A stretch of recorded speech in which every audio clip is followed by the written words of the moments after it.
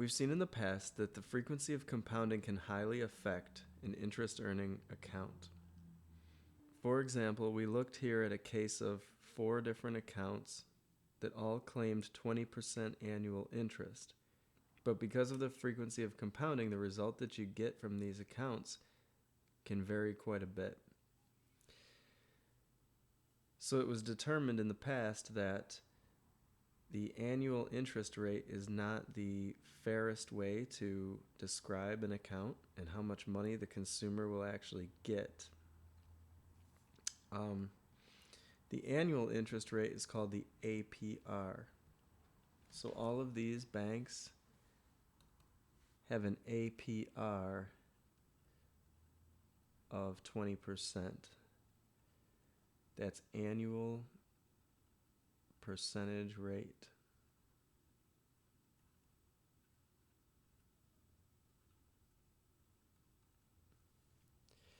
What we're going to look at now is a new concept called the APY.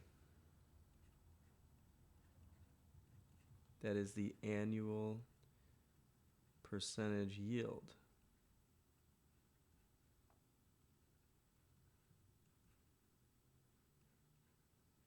Which takes into account the frequency of compounding to convey to the consumer what the real amount of interest they're going to be responsible for in a year is. Now, instead of calculating it on the previous banks, let's do it here for these banks which offer different frequencies of compounding. They're all compound interest banks, and they all can rightfully claim a 1% APR. So let's write that down.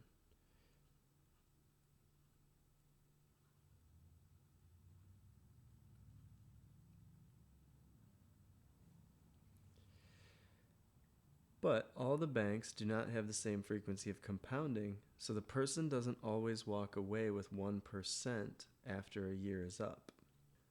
All the banks have an APR of 1%.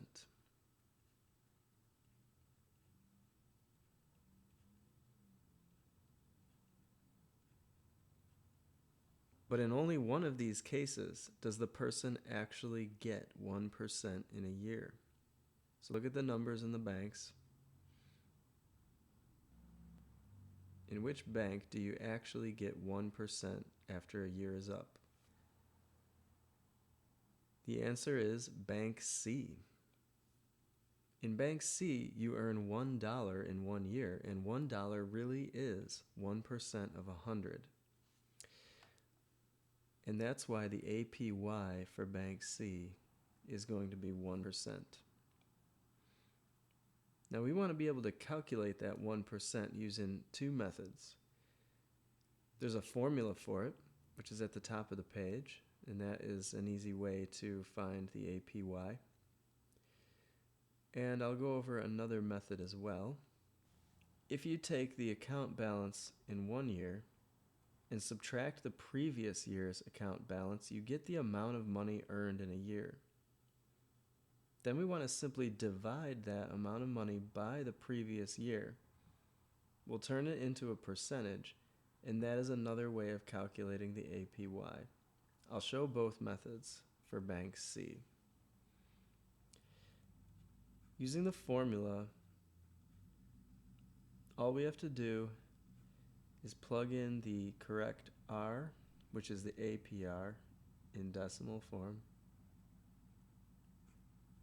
Divide by N, which is the frequency of compounding. For Bank C, N is 1. Raise that to the N. To enter this into your calculator, just enter it as it appears.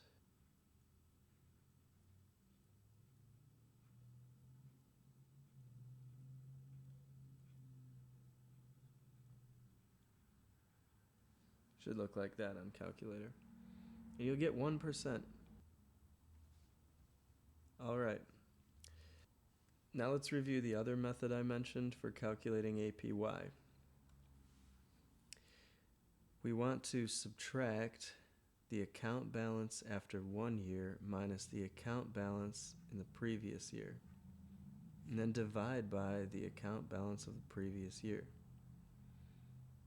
We'll turn it into a percent by multiplying by 100.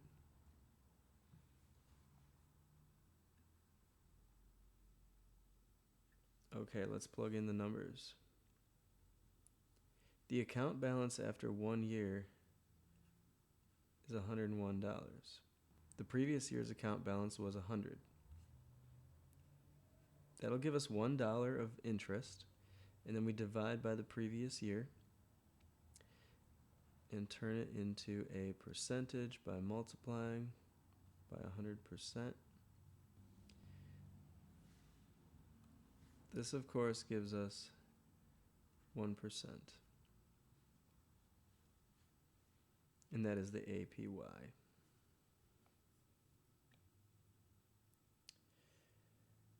All right, let's go ahead and do that for the remaining banks. And you'll see a pattern here.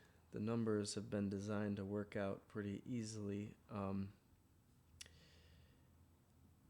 If you do it for Bank B, which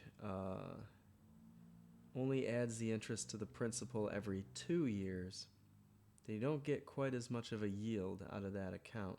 You'll only get 0.9951% APY. But for Bank D, they add the interest to the account twice a year. So when that new interest helps increase your principal, then you get more yield out of the account. 1.0025% is the APY there. Okay, I'll do Bank E with the formula here. To do it, we just have to replace the N with the new N. We just have to replace the N with a 4 instead of a 1. Bank E is actually quarterly. They're adding the interest to the account 4 times per year, so we want to use an N of 4 in the formula. Whereas for Bank C, this was annual interest, which is yearly. Okay, if we do that, we'll get 1.0038%, and that is our APY. Bank A and Bank Z are two opposite ends of the spectrum. Bank A never actually adds the interest to the account. So what's interesting about them is they're not lying when they say we'll give you 1% per year, but they're also saying that we're going to wait until the end of time to actually give you the percentage of money that we owe you. And so as you can see, the account amount stays the same forever because they never actually give you the interest. So how often do they compound it? Never. Whereas for this one, they'll give you the interest every 2 years. Bank D will give you the interest twice a year.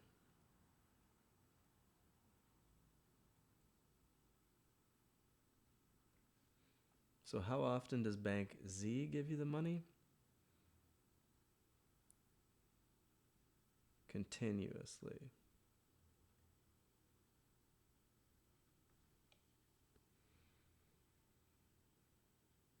All right, so we actually can't plug into the formula above for both banks A and Z. The reason why is we would have an undefined quantity if you plugged in an N of 0, and so that would not work out for Bank A. And also for bank Z, we can't plug in an n of infinity. There's no infinity button on the calculator. So we're actually required to use the method of subtracting the first year's amount minus the original amount and then just dividing by the original. If you do that, you get 1.005% for bank Z. And if you do the same here for bank A, you see that no interest is effectively earned. So they actually have an APY of 0%. So hopefully those examples illustrate why the APY is used and how it helps consumers make a better judgment about what type of accounts they should go with. It looks like this should be an APR.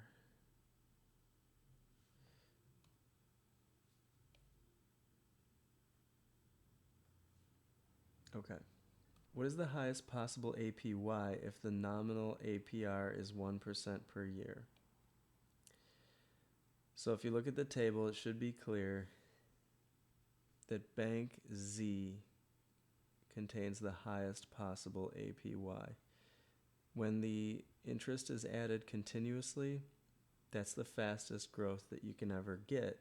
The only way you could get faster growth would be to actually raise the APR beyond 1%.